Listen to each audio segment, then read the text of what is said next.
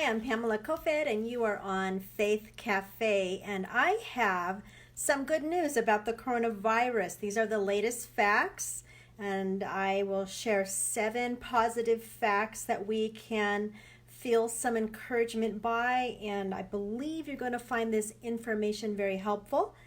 So here, how about some good news? After we've heard weeks of really scary stuff, it's time that we have some things that we can all be thankful for. And I have 7 I'm going to share with you, and I hope that this will encourage your faith. If you've been praying, keep it up. If you haven't been praying, join all of us around the world who are knocking on the doors of heaven and crying out to the Lord for real solutions for this virus, for answers that will help the scientific community with vaccinations and medications that are effective in treating it. And we are also asking the Lord to completely eradicate coronavirus from the planet. All right, so you ready for some good news?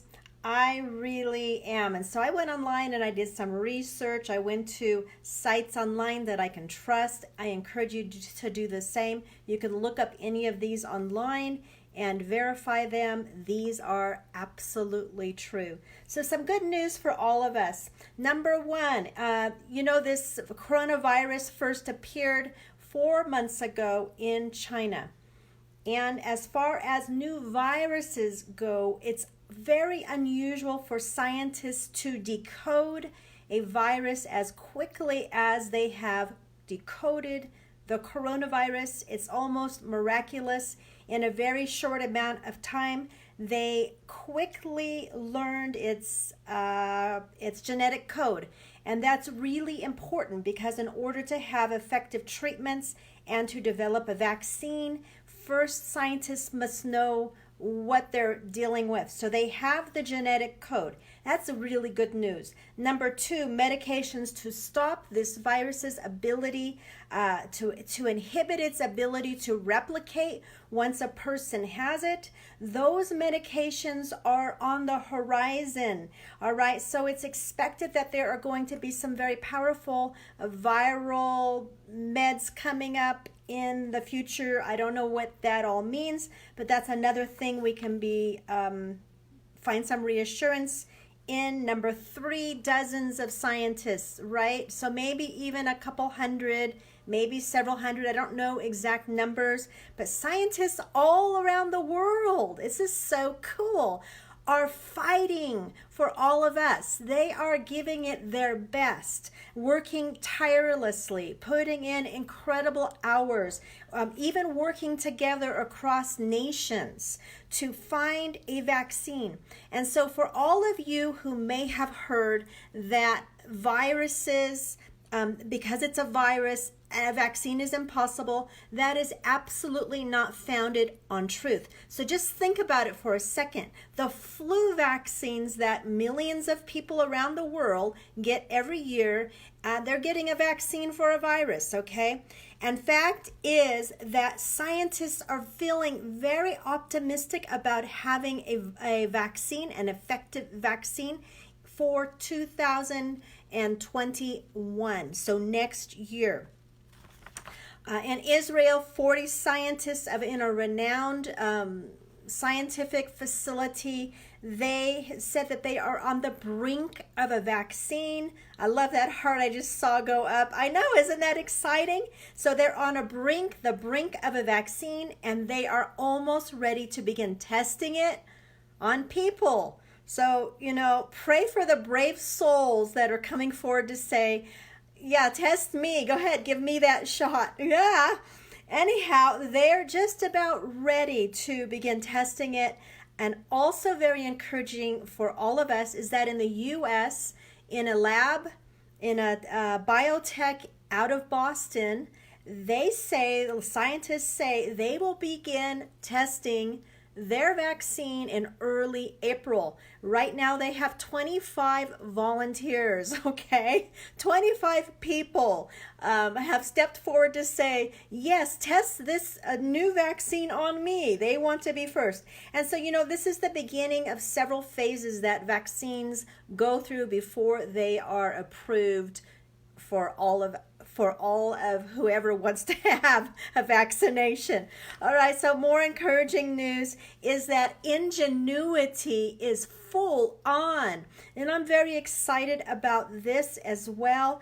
Soon a home test will be available for anyone. And I don't know about nations outside of US, but I have a hunch that it will also be available beyond the United States. And so here's what's going on. The Bill and Melinda Gates Foundation, they are just about ready to release home test kits, and it involves a nasal swab. So you just take a nasal swab, get a little sample, and mail it in.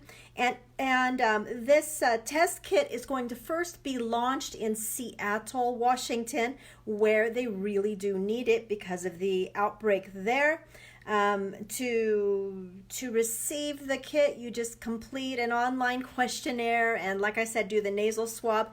If it turns positive, then health people, like people in the health field, will contact those who have positive results, okay? And when they contact them, they'll give them the information they need that will be helpful to them and their family and their community. We can all feel very positive about that. Number 5 is children, and I love the fact that very, very few children have had any symptoms at all. So this means almost 0 children who are exposed to the coronavirus, they are not getting sick. So for everyone who has been staying awake night, worrying about their little kids, their children, hey, no worries. Children are, for whatever reason, not being impacted. Scientists are trying to figure this out. They don't know why. But we can celebrate. We are so happy that children are,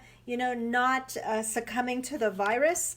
Number 6, you guys, every one of you who is watching today, and if you have been quarantined, if you are, your employer has sent you home, your school district has sent your children home, and you're home with your kids, whoever you are, God bless you. I want you to turn this for a very positive thing in your family. All right, so family is so important, and you can actually obtain something that is of far more value and more precious to you than anything in this world by spending time with your children.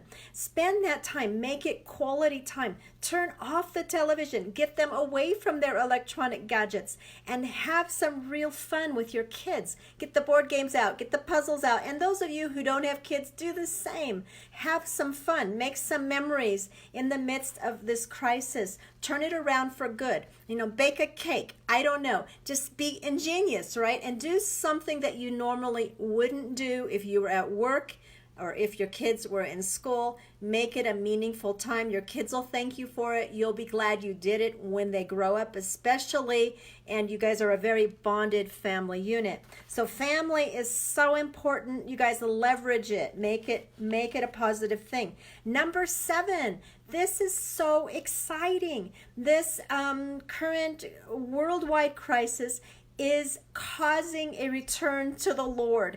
And I love this information that comes out of China. And perhaps you'd expect people to, avoid gatherings and to, huddle together in their homes, and certainly not to be where there are people standing side by side or seated side by side, filling an entire building or filling an entire home. Well, the opposite has been true in China. And of course, they are washing their hands, they're wearing masks, and some churches are testing people's temperature before they let them in the building. So with masks on, their temperatures taken, they are being admitted into church services, and people are coming back to the Lord. People who were sitting on the fence and people that were backslidden, they are making a fresh dedication to God.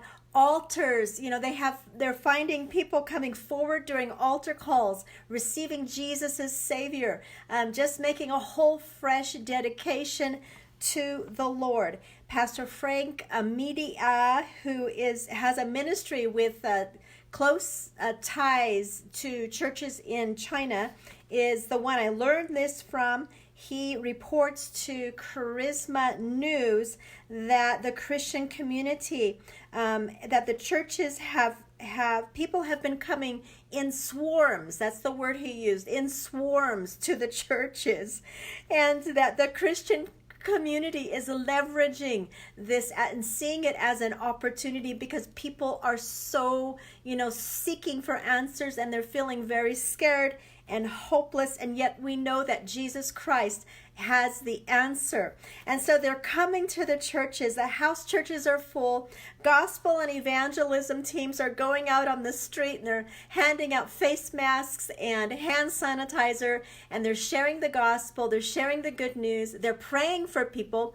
And this is such wonderful, wonderful, wonderful news. My friend Daniel Black, he's in China, and he and his team went out and ministered to people in the district where he usually ministers. So they are continuing to reach out to people. Of course, they're wearing their face masks, and they're staying well, and we just thank God for this. Kathy and Dennis Balcom have been in China for 40 years. They're missionaries to China. And Dennis told Charisma News that many with the coronavirus have actually experienced healing in answer to prayer. And God is healing those who have come down with the virus. And those were 7 good news facts, latest information on the coronavirus. In many places, there's panic buying, and panic buying has cleared shelves of toilet paper. Who among you is wishing you had a whole bale of toilet paper now? Hand soap and masks. And the stock market has taken a hit, unfortunately, and businesses have experienced huge losses. I feel so sorry about that.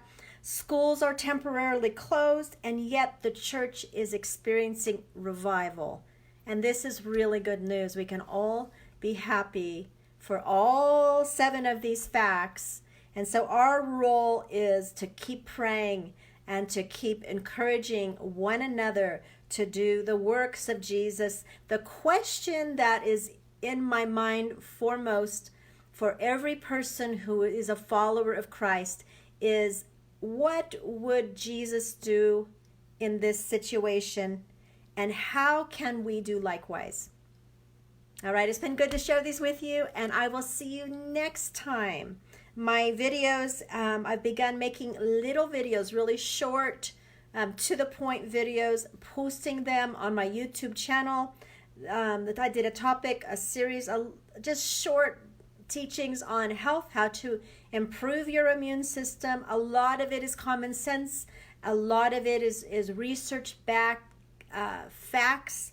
I also did a very short series on getting a good night's sleep, because one of your power tools for overcoming illness and for staying well is solid sleep. And you need 7 to 8 hours of sleep a night.